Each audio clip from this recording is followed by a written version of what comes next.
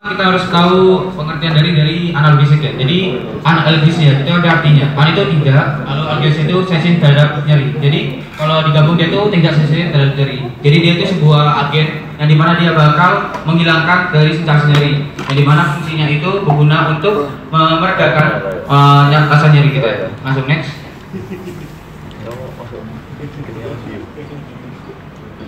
Oke, next langsung. Nah, jadi buat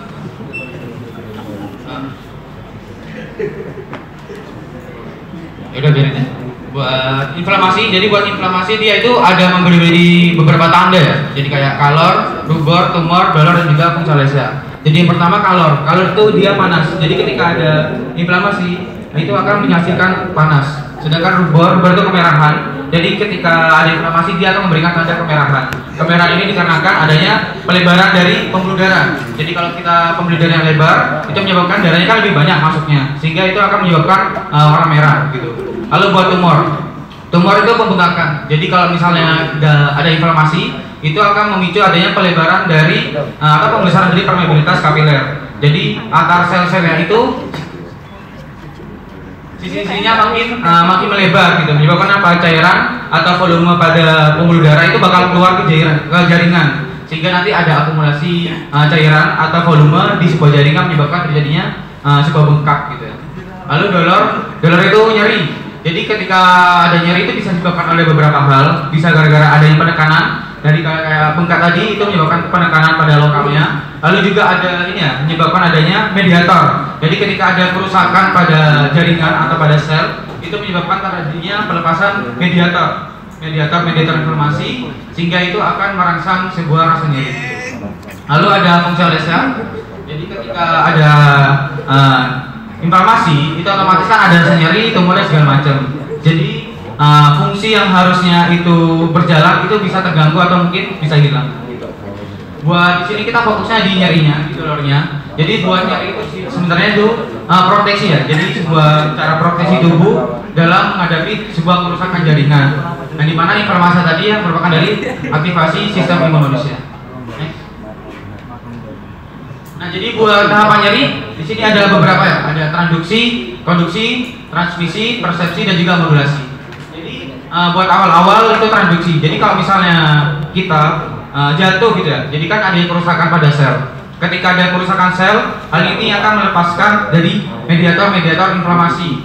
Nah, ketika mediator inflamasi itu lepas, dia ini akan menempel pada sebuah reseptor, namanya nociceptor ya. Jadi ketika nempel di nociceptor di ujung saraf bebas, ini akan menyebabkan terjadinya ini perubahan. Jadi ketika nyeri, jadi stimulus nyeri itu akan diubah sama si nociceptornya menjadi sebuah potensial aksi. Jadi ketika nyeri jadi potensial aksi, maka itu transduksi gitu. Ketika transduksi lanjut ke konduksi. Ketika konduksi nanti rangsangan atau impuls yang tadi yang diterima itu akan dialirin. Jadi impuls aferen ya, jadi naik. Nah, di mana dia bakal ke medulla spinalis gitu. Lalu ada transmisi. Sedangkan transmisi ini lanjutan dari impulsnya. Dari impuls yang ke medulla spinalis dilanjutkan ke otak gitu. Setelah nyampe di otak, dia bakal diproses atau diolah, yaitu di persepsinya. Lalu lanjut ke modulasinya, nanti dia akan ada impuls eferen, jadi impuls keluarnya, di mana nanti dia akan ke medulla spinalis untuk menginhibisi nyeri gitu. Mungkin tahapannya itu bisa dihafalkan ya. Next. Oke, jadi ini ada beberapa mediator inflamasi ya. Jadi ada histamin, ada peptida endogen, sama eikosanoid. Tapi kita di sini fokusnya di eikosanoid aja ya. Jadi buat eikosanoid itu apa? Jadi eikosanoid itu sebuah molekul hasil oksidasi dari asam lemak tak jenuh rantai panjang atau polyunsaturated long chain fatty acid ya. Nah, di mana perlu diingat buat prekursornya itu AA atau asam arachidonat gitu. Mungkin bisa dihafalkan. Nah, buat eikosanoid. Jadi kalau yang perlu kita tahu itu dalam tubuh manusia itu sebuah ada membran. Salah satu penyusun membran itu fosfolipid ya. Nah, di mana fosfolipid ini kaya akan asam arachidonat. Nah, di mana ketika kita ada kerusakan pada jaringan atau sel, otomatis kan ada kerusakan pada membran fosfolipidnya, sehingga asam arachidonat yang ada di dalam membran itu dia akan keluar, sehingga keluar ini setelah keluar dia akan dimobilisasi atau ditransport oleh si fosfolipase A2, setelah dimobilasi, dia bakal mengalami namanya oksidasi ya. Jadi akan mengalami serangkaian oksidasi baik dari sikloksigenase, dari lipoksigenase sama sitokin 450. Di mana hasilnya bisa dibawanya. Nah, jadi buat hasilnya bisa dilihat, dia akan mengalami pertama sikloksigenase di COX ya, di mana hasilnya ada prostanoid. Prostanoidnya itu ada prostaglandin, prostasiklin, dan juga tromboksan. Sedangkan buat yang lipoksigenase atau LOX, dia akan menghasilkan HETS, leukotriens, dan juga lipoksin. Sedangkan buat yang sitokromia 450 bisa menghasilkan DETS. Bisa dihafalkan buat hasil-hasil dari oksidasinya ya. Oke, di sini yang pertama sikloksigenase dulu ya. Jadi buat sikloksigenase dia itu ada dua, ada COX-1 sama COX-2. Yang dimana itu berbeda buat fungsinya. Kalau misalnya COX-1 dia lebih ke housekeeping, jadi lebih ke menjaga fisiologisnya. Jadi buat fungsinya dari COX-1 itu ada beberapa. Seperti pertama, efek sitoprotektif terhadap lambung, lalu juga mengatur aktivasi platelet dan juga berfungsi untuk mengatur fungsi ginjal. Sedangkan COX-2 dia ini lebih ke patologisnya. Jadi dia ini yang menyebabkan terjadi inflamasinya begitu ya. Lalu buat prostanoid yang tadi ya, ada tromboksan, prostaglandin dan juga prostasiklin. Next.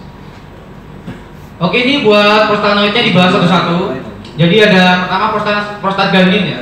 Prostaglandin itu memiliki banyak efek, bisa fisiologis ataupun patologis ya, normal ya. Dimana tergantung dari reseptornya dan dimana juga tergantung tempat-tempatnya berbeda-beda. Ada D, E sama F. Contohnya seperti yang pertama misoprostol di PGE1, dia itu berfungsi untuk mencegah ulcerasi, peptikum dan juga menginduksi abortus. Sedangkan buat yang PGE2 sama PGF2 itu untuk menginduksi persalinan. Lalu ada obat juga lanapros PGF alpha 2 untuk glaukoma sudah terbuka gitu. Lalu ada tromboksan. Berikutnya ada tromboksan di mana dia menyebabkan vasokonstriksi ya. Jadi pengecilan dari diameter pembuluh darah dan juga agregasi platelet atau penggumpalan darah. Yang dimana efeknya itu kurang diharapkan. Kenapa kurang diharapkan? Karena dia bisa menyebabkan terjadinya cardiovascular disease. Kenapa bisa menyebabkan hal ini? Karena ya tadi dia menyebabkan vasokonstriksi. Jadi kan menyebabkan pembuluh darah itu mengecil kan.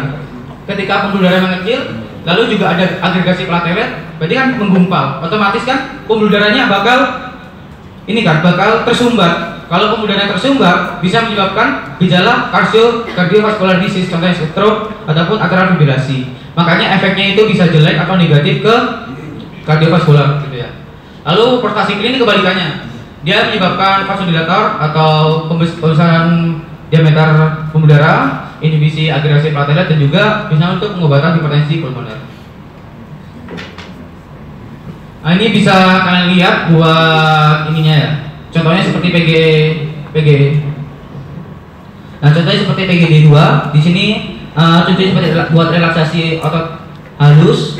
Lalu ada PGF2 alpha ya. Contohnya buat kontraksi uterin dan juga buat ada yang mengatur ini ya. Intraokuler itu bisa dihafalin ya. Oke, next. Sisanya bisa kalian lihat ya. Nah, ini buat lebih ke buat fungsi tempat-tempatnya ya. Bisa kalian lihat aja, enggak usah diperhatikan aja. Next.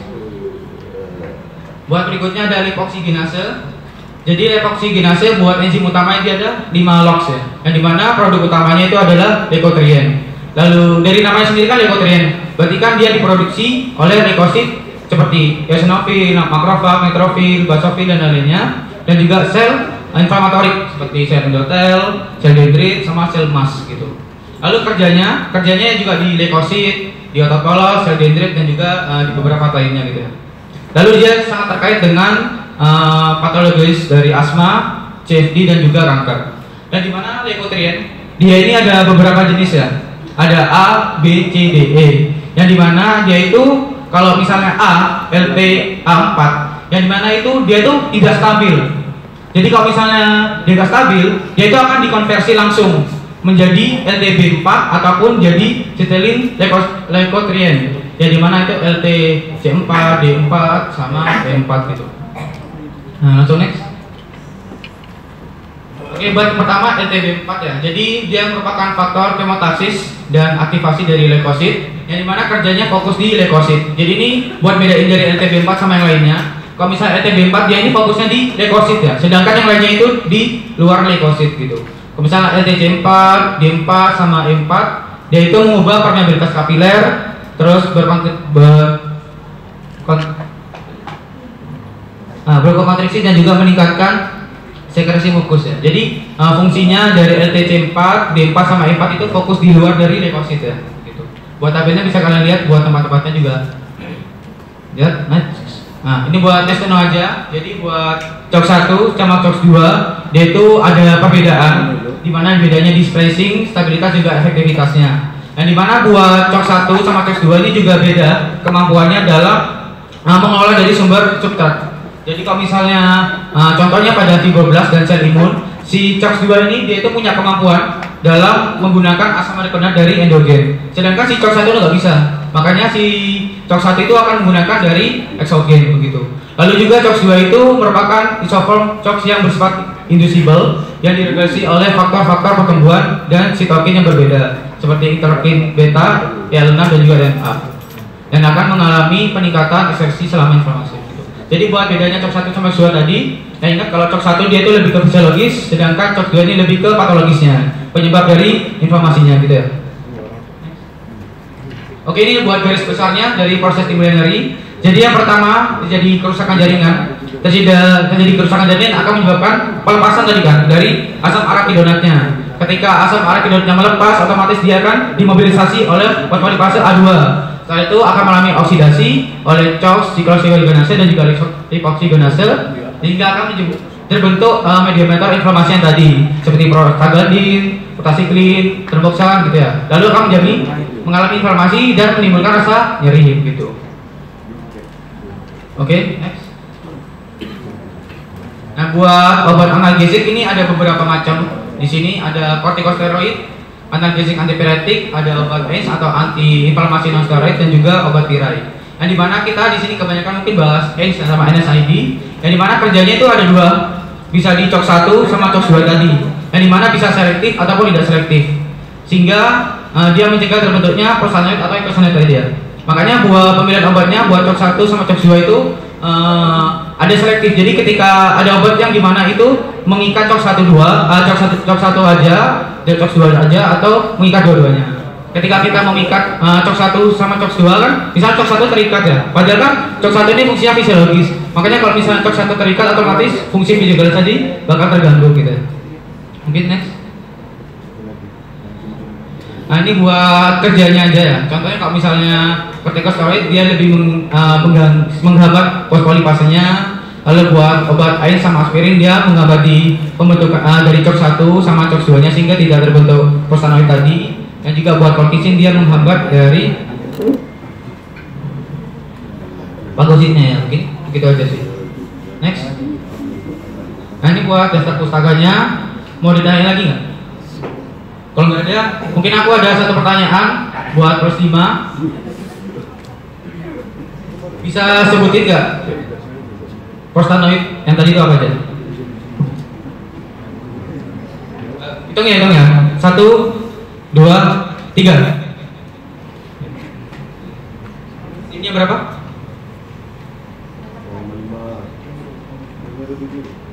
Berapanya? Oke, benar ya. Oke, makasih, mungkin dari itu aja. Next mungkin bisa ke ini.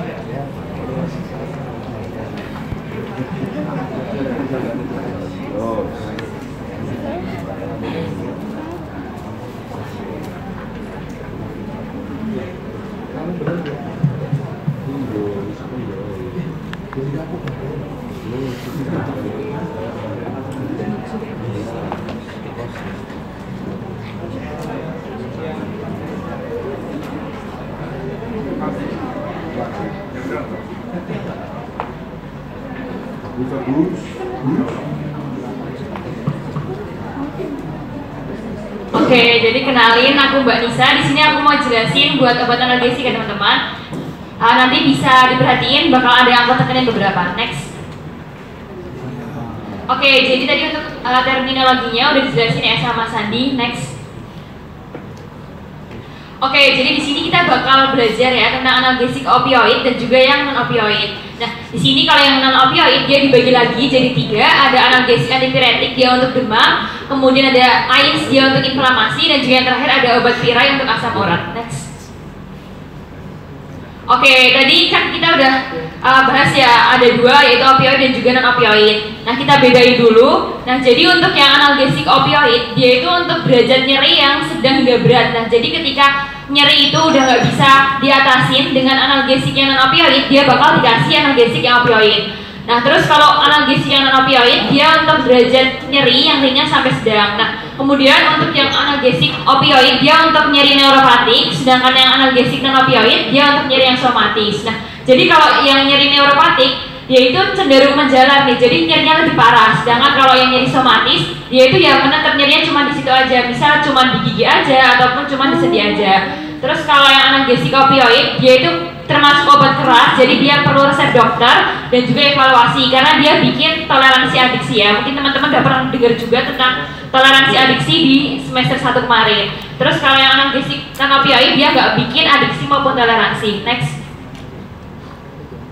Oke, ini kita pertama bahas tentang analgesik opioid. Nah, jadi untuk opioid sendiri itu dia asalnya dari getah papaver somnifero. Nah, untuk kerjanya sendiri dia ada 4 jenis ya teman-teman. Yang pertama ada agonis kuat, contohnya ada morfin, metadon, meperidin dan juga fentanyl.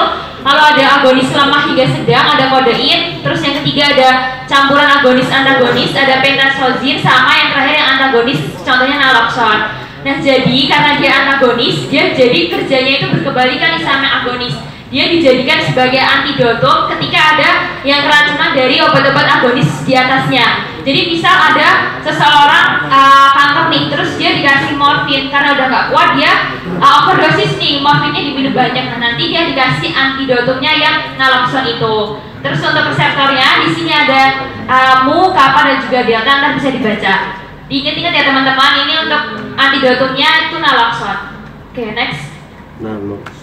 Oke, di sini ada mekanisme kerja dari analgesik opioid. Nah, jadi untuk analgesik opioid itu dia kerjanya secara perifer ya. Nah, jadi nanti ketika ada suatu inflamasi, nah nanti si reseptornya itu bakal bertambah banyak gitu. Makanya dia menimbulkan efek-efek tadi. Nah, terus nanti si analgesik opioid ini dia bakal menghambat keluarnya dari si reseptor tadi sehingga nanti udah nggak ada gitu nyerinya. Oke, next. Oke, kita bahas yang pertama ya untuk yang opioid. Di sini ada analgesik antipiretik, di mana ada golongan para-aminofenol dan juga pirazolon. Nah, untuk para-aminofenol itu dia sebenarnya ada 2 nih jenisnya, ada yang acetaminophen sama ada yang fenacetin. Tapi sekarang kita pakainya cuma yang acetaminophen aja karena fenacetin udah nggak boleh digunain karena efeknya yang jauh lebih besar daripada manfaatnya. Terus yang pirazolon di sini kita juga ada 3, ada antipirin, aminopirin dan juga dipiron. Dan untuk yang masih dipakai sampai sekarang itu yang dipiron. Next.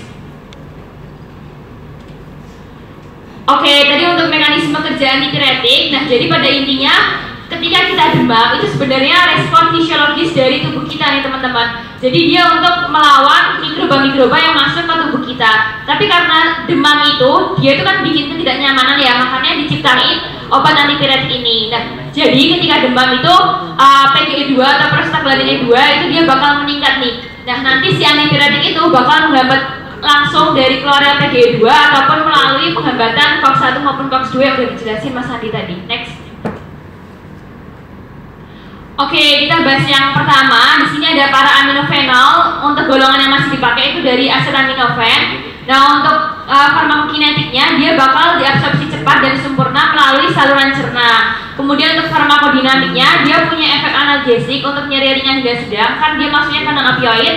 Kemudian ada efek antiinflamasi yang sangat lemah. Nah, kenapa efek antiinflamasi yang sangat lemah?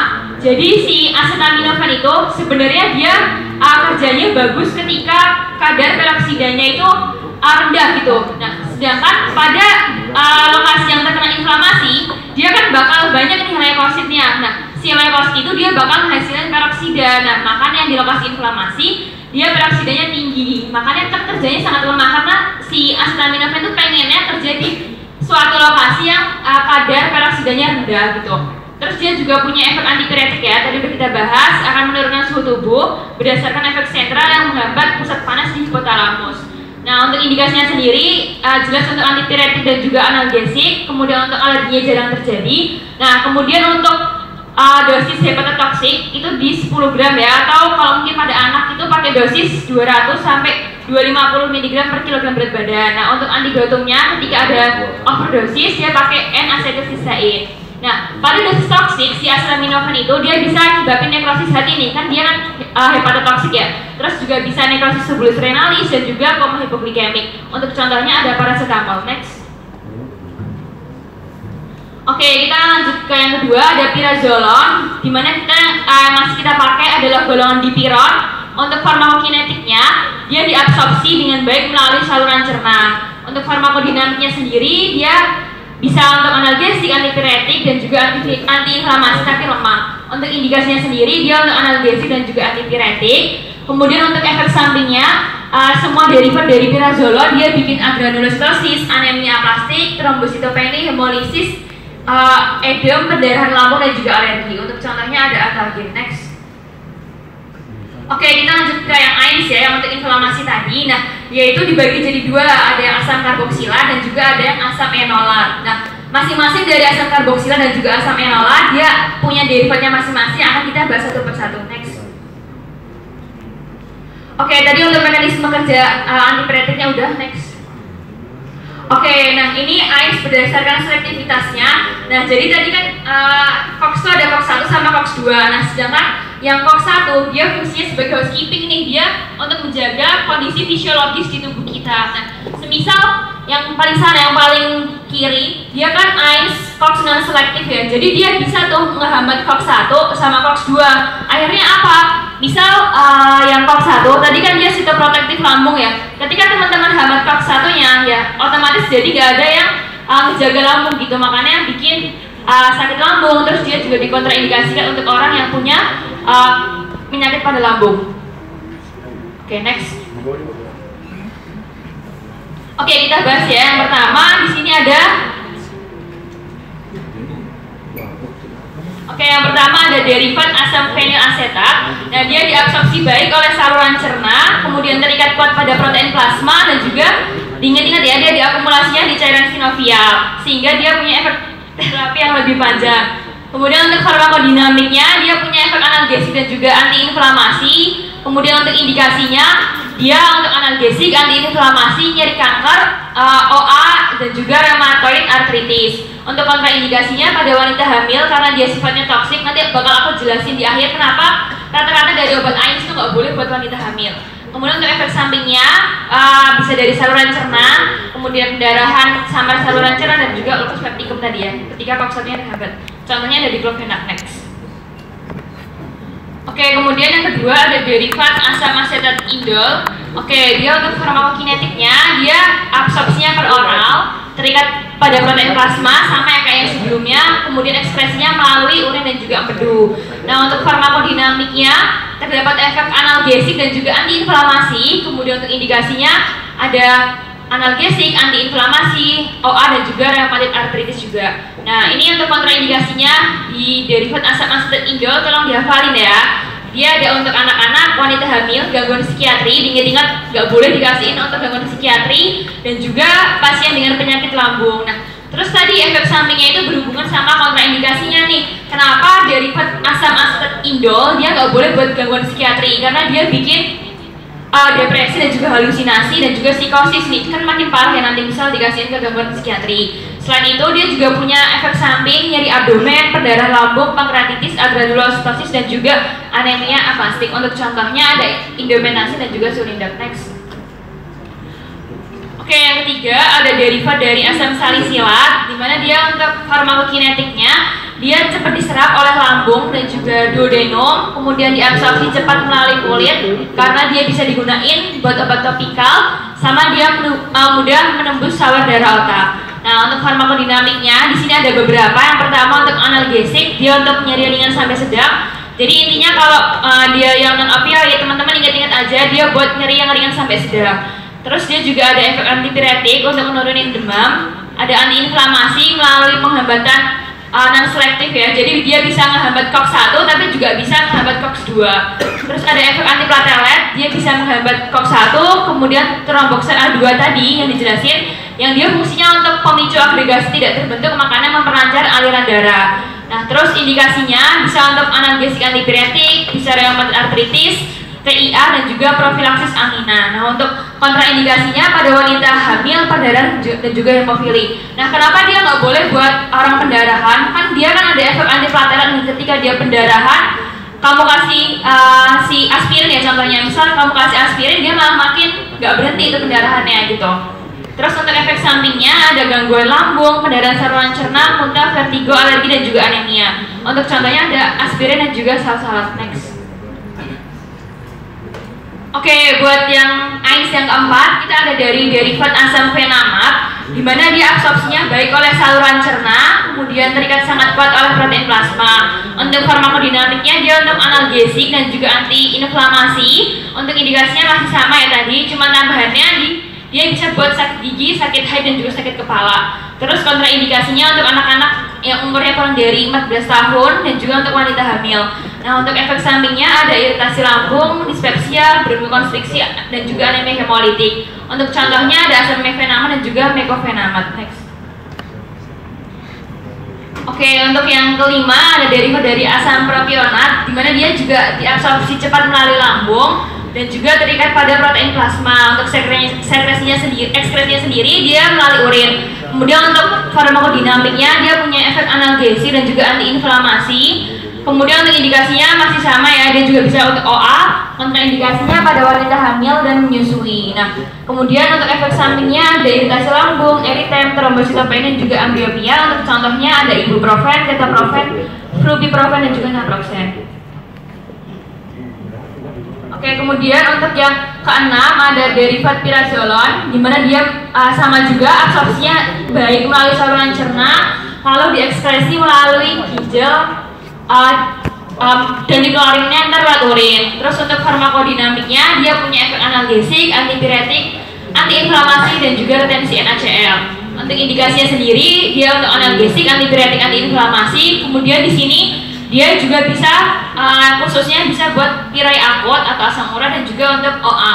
Terus untuk kontraindikasinya dia nggak boleh dikasihin untuk pasien yang hipertensi, punya penyakit jantung, ginjal, dan juga punya gangguan fungsi hati. Untuk efek sampingnya ada odem, anemia aplastik, agranulositosis, insomnia, sampai hematuria. Nah, contohnya ada phenylbutazone dan juga ada oxyphenbutazone. Next.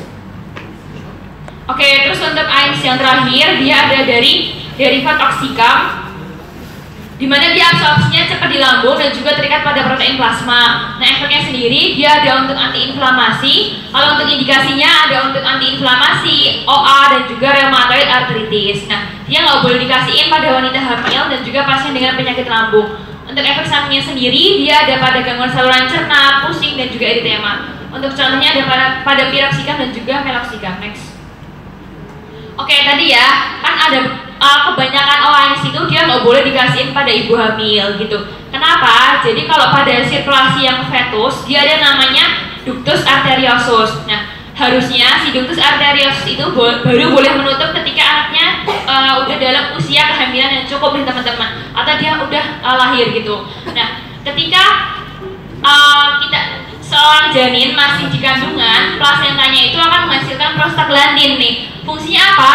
Si plasenta itu menghasilkan prostaglandin. Jadi dia untuk mempertahankan biar si ductus arteriosus itu tetap terbuka ketika dia di kandungan. Nah, misal teman-teman kasih nih OANS ke ibu hamil, otomatis kan prostaglandinnya yang dihasilkan plasenta bakal turun.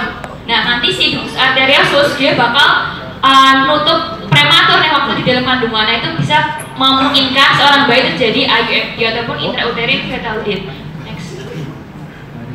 Oke, nah ini tadi ya, penutupan ductus arteriosus dapat diinduksi dengan pemberian obat antiinflamasi yang non steroid yang akan menghambat produksi prostaglandin tadi. Nah, jadi ketika teman-teman ngasih AINS pada masa kehamilan, dia tuh bikin ductus arteriosus itu bakal nutup prematur sehingga bayinya meninggal gitu. Tapi semisal ada kasus si bayi nih dia udah lahir, tapi dalam waktu 15 jam si ductus arteriosus itu dia belum nutup nih, kan harusnya udah nutup. Teman-teman bisa injeksiin ibuprofen biar dia bisa nutup gitu. Next. Oke, ini next tune aja ya buat keamanan obat. Next. Oke, kita belajar tentang prinsip pemberian analgesik. Nah, sebenarnya sampai sekarang pun untuk OAINS itu belum ada ideal karena dia pasti ada kontraindikasinya, pasti ada efek sampingnya gitu.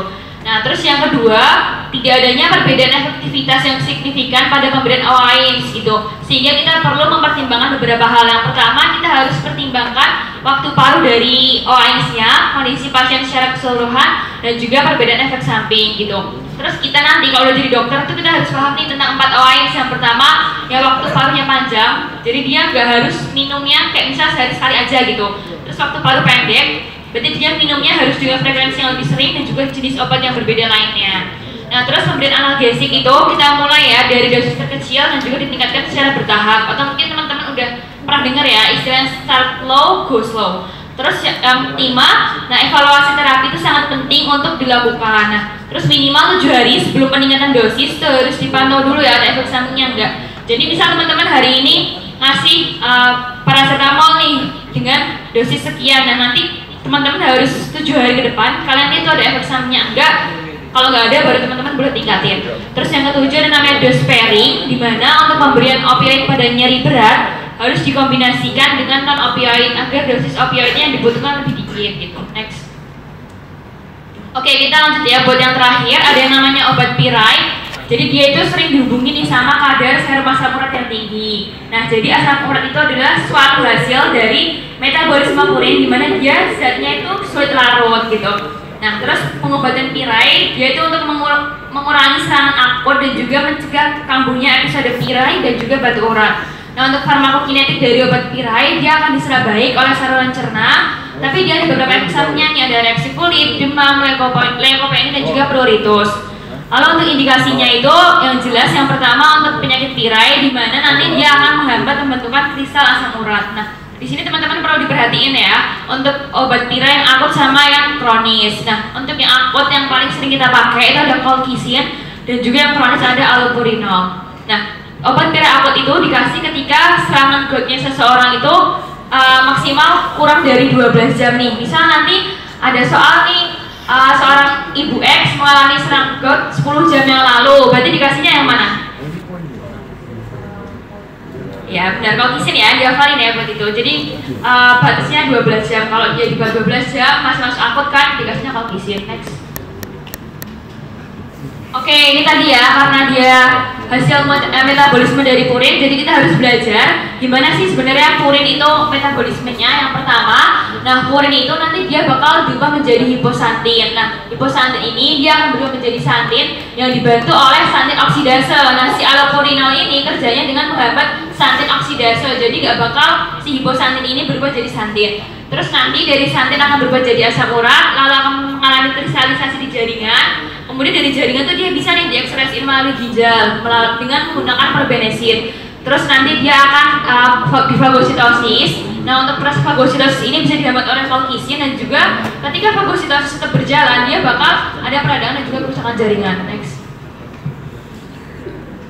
Oke, ini kita harus bisa bedain ya, ada 3 tadi sesuai dengan bagannya, ada colchicine, allopurinol dan juga ada perbenesin. Nah, yang colchicine tadi dia untuk menghilangkan nyeri dan juga peradangan gout pada stadium akut, jadi kurang dari 12 jam dengan menghambat migrasi dari granulosit ke tempat radang. Nah, terus pada serangan akut kita kasih colchicine, bisa juga ditambah dengan OAINS ataupun corticosteroid oral. Efek samping dari colchicine ada mual, muntah dan juga diare. Nah, kemudian untuk allopurinol dia masuknya ke golongan urikostatik sehingga dia akan menghambat enzim santin oksidase.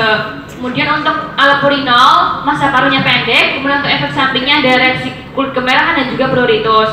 Nah, pemberian allopurinol ingat-ingat ya, dia nggak boleh dikasih pada gout yang akut karena penurunan kadar asam urat secara tiba-tiba langsung mendown, dia bikin serangan akut yang lebih lanjut.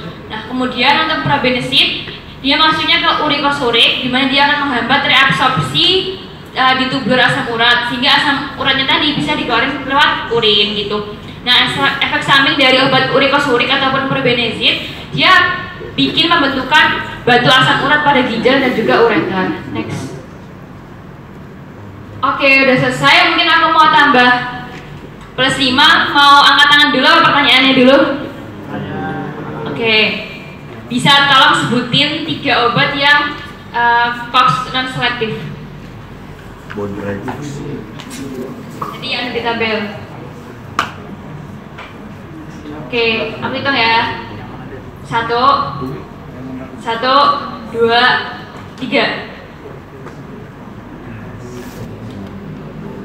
Modrek, Satmol, Beci. Panadol, Romadol. Oke, yang baris kedua ya itu kamu. Ya. Romadol. Boleh sebutin 3 ya? Samkodin. Ya. Sinsing. Oke, ini berapa? 5. Tambah 1 plus 5 ya. Terima kasih semua.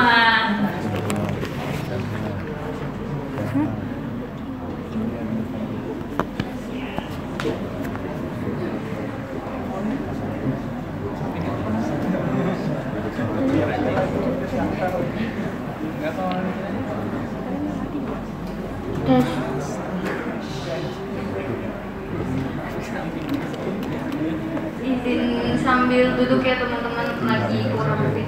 Jadi langsung aja, cepet aja. Kenalin aku Gloria, aku bawain materi praktikum ini ya, analgesia. Langsung aja, ini tujuannya mengetahui dan membuktikan obat analgesik menimbulkan efek analgesik. Probandusnya mencit, ini keluar pretest dicatat. Berikutnya alat bahan ada stopwatch, beker gelas kita pakai 5, speknya jangan lupa 1 mili. Jarum sonde itu jarum buat oral ya, jadi ujungnya bulat, sama ada label nama buat labeling beker glass. Itu alat. Kalau untuk bahannya ada obat analgesik kita pakai 4 jenis. Terus ada CNCNA 0,5%, ini buat PSBU, jadi kayak ya PSBU. Itu ada larutan steril, asam asetat 1%, ini buat induksi rasa sakitnya. Next, terus habis itu ini ada cara kerjanya. Nanti kalian tiap kelompok bakal dapat 5 mencit. Nanti dimasukin ke label Becker Glass A, B, C, D, E. Terus habis itu nanti pemberian obatnya itu berarti obat sama CNCNA itu pakai yang sonde 0,5 mili. Itu yang A pakai Presbu, yang B pakai natrium diklofenak, C pakai piroxicam, D pakai asamefenamat, E pakai paracetamol. Ini juga bisa dicatat. Terus habis ini cara kerjanya, pas udah pemberian obat oral itu ditunggunya 5 menit, terus baru diinjeksi intraperitoneal. Injeksi intraperitoneal itu ada yang tahu di mana? Plus 5 pretest yang tahu. Intraperitoneal. Angkat tangan. 1, 2, 3. Gak ada yang tahu? Ngasal juga nggak apa-apa. Iya. Dimencit di bagian mananya? Di antara apa dan apa? Di bagian tubuh mananya?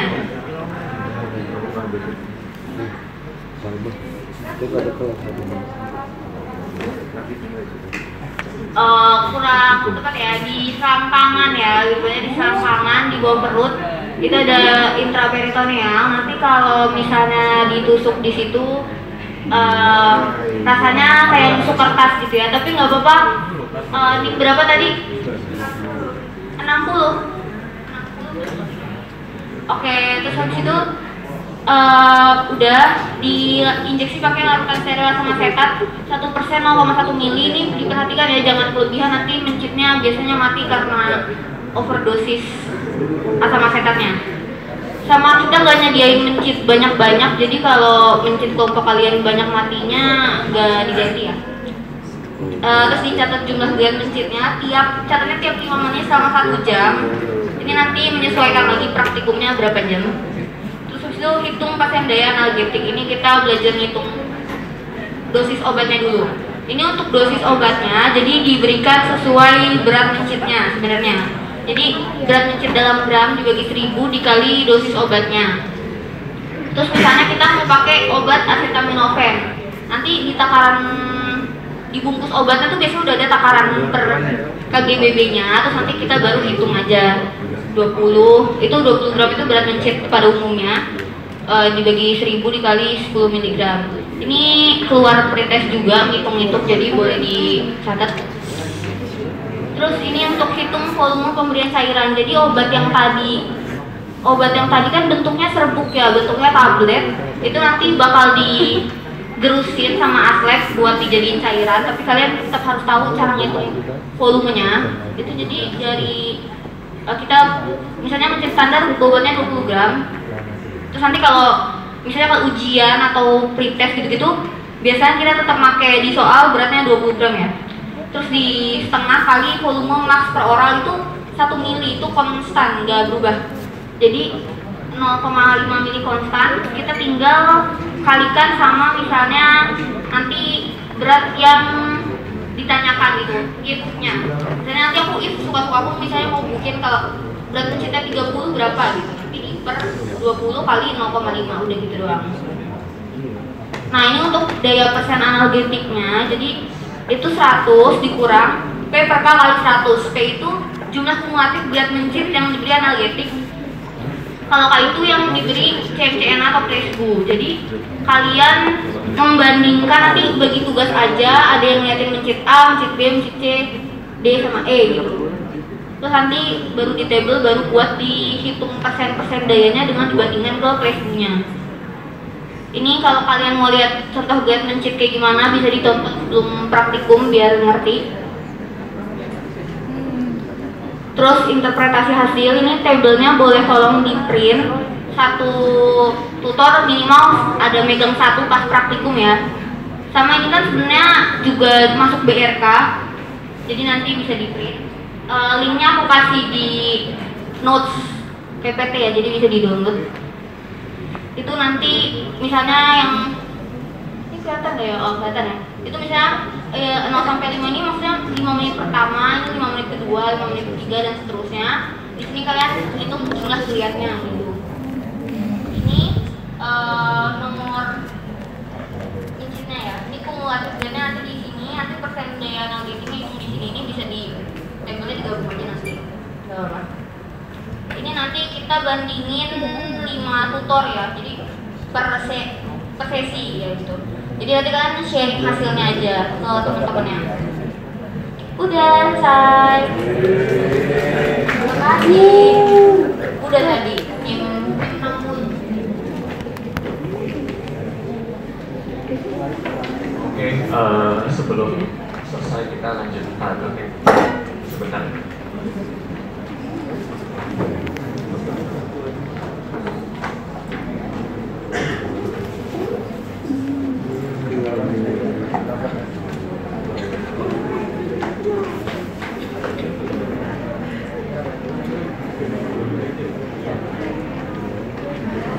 Oke, buat tatipnya, mungkin kalian pernah ikut farmaku, harusnya tatipnya masih sama ya, nggak beda-beda ya.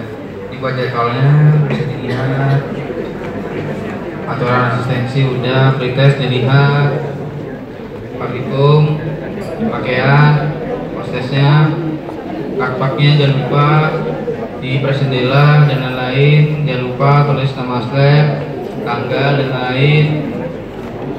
Ini BRK-nya isinya jangan lupa, sama jangan lupa tabel pengamatan juga diisi. Ya buat ini, buat tentuan, buat warnanya ya, bisa diperhatikan. Oke, formatnya sama, ini laporan buat tanggalnya. Responsi kami 9 Oktober. Oke, ini buat izin-izin. Ini ya, selain ini nggak boleh. Susulan nanti bisa koordinasi sama si disiplin ya, terus hal refrat. Nanti kamu tadi bisa minta asisten pengampu. Buat kelompoknya ini ya, bisa diperhatikan buat kelompoknya.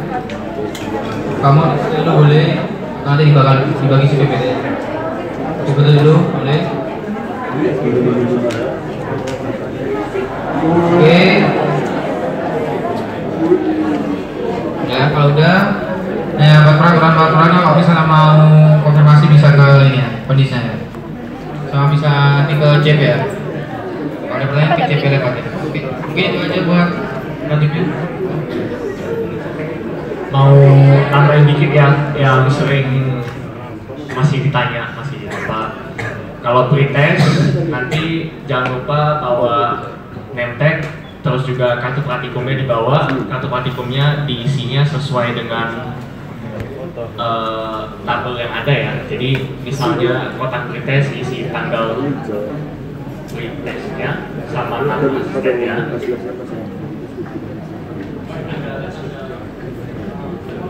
Tanggalnya ya, tanggal pretest, tapi di kotak-kotaknya itu nanti isi nama asistennya sampai praktikum. Nah, terus juga jangan lupa di press jendela.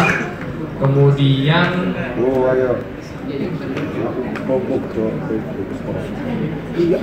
surat izin sekarang dulu kan masih boleh dikirim ke asisten ya, sekarang harus ada fisiknya ya, harus ada dalam bentuk kertas dikumpulin ke asisten. Boleh asisten pengampunya atau langsung ke penulisnya nggak apa-apa. Itu dulu, nanti kalau saya ada pertanyaan bisa tanya langsung ke CP-nya. Ini karena udah selesai, kita tadi diawali dalam doa. Ya, kita tutup dengan doa juga. Kita tutup dengan doa. Silakan berdoa menurut agama dan kepercayaan masing-masing.